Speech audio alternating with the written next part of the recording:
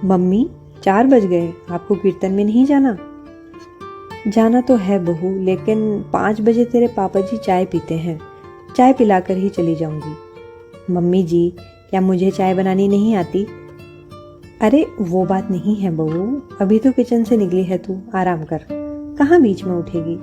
विमला जी अपनी सफाई देते हुए बोली। मम्मी रोटियां बनाई हैं मैंने सिर्फ, बाकी सारा काम आपने किया, उसमें मुझे क्या थकावट होनी है।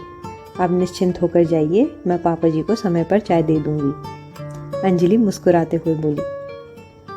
मैं भी कुछ थकी सी हुई हूँ, सोच रही हूँ ना ही जाऊं। विमला जी अनमने मन से बोली। अपनी सास के उतरे चेहरे को देख अंजलि समझ गई कि बात कुछ और है।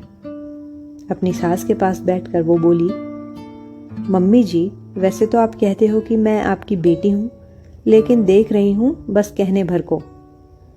नहीं नहीं बहू, तू सचमुच मेरी बेटी ही है।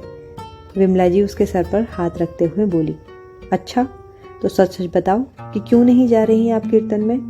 कल से तो आप वहां गाने के लिए कितने भजन याद करने में लगी थी, और आज? अपनी बहू की बात सुन विमला जी थोड़ी दुखी होते हुए बोली।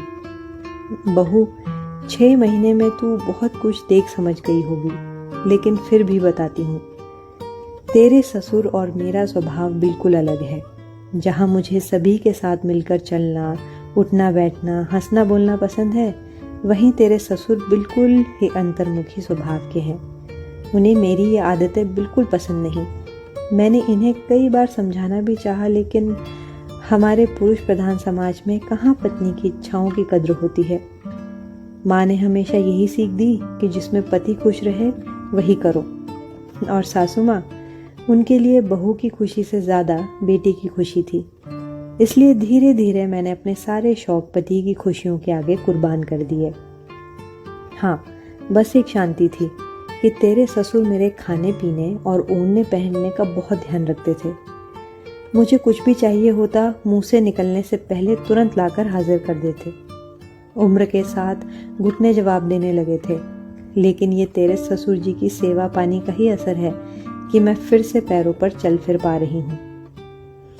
बस बहू, मैंने इसी में संतोष कर लिया कि दुनिया में सभी को मनचाहा तो नहीं मिलता, मुझे तो फिर भी ईश्वर ने बहुत कुछ दिया है।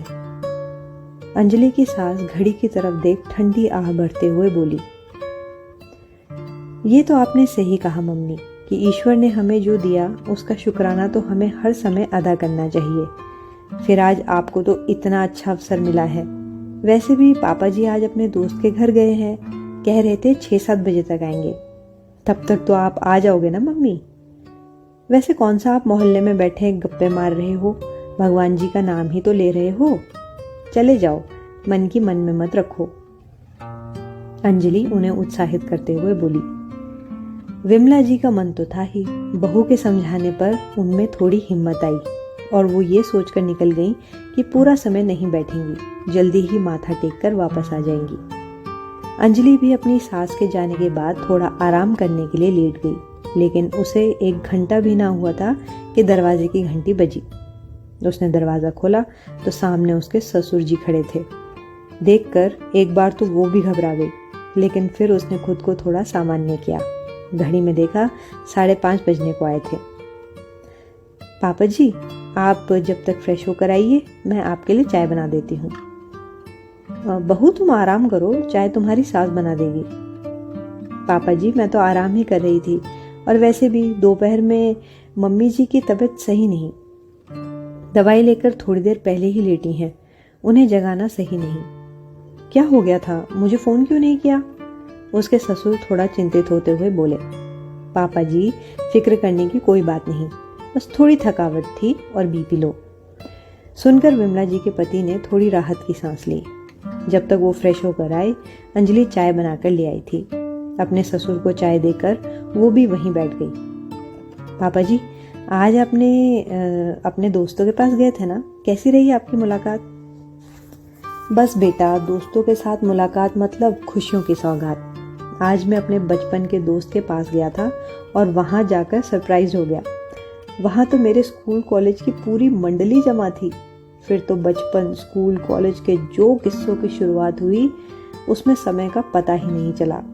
सच में अपने यार दोस्तों से मिलकर जीवन में फिर से जोश भर जाता है।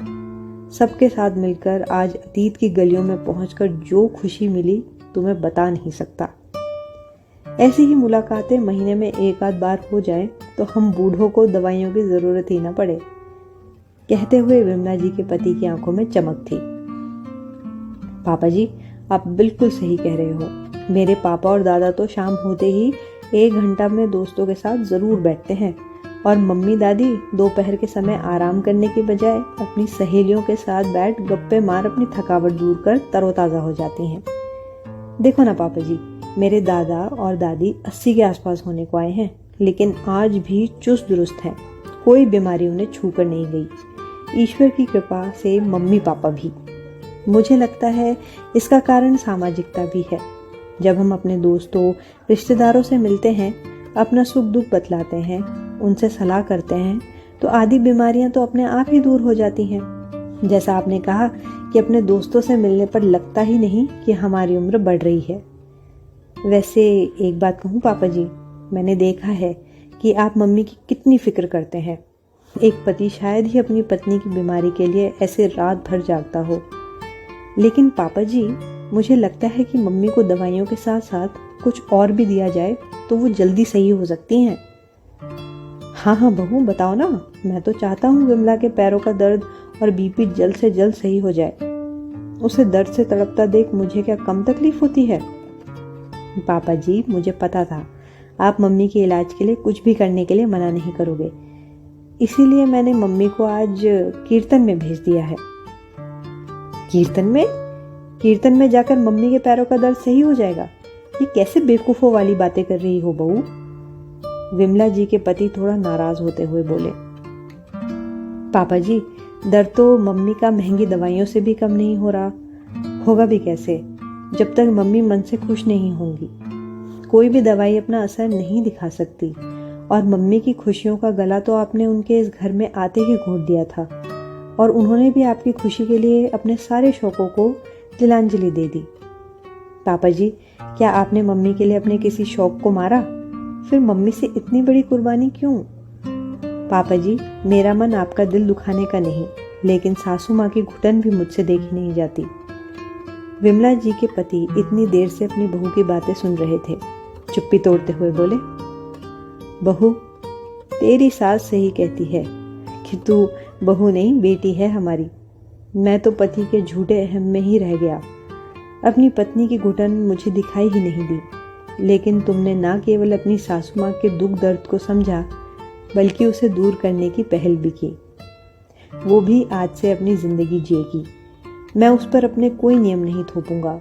मुझे तो सोचकर भी शर्म आ रही है कि मैं इतना खुदगर्ज निकला। सारी उम्र उसने मेरी खुशियों के लिए निकाल दी और मैं उसकी तकलीफ ना देख पाया।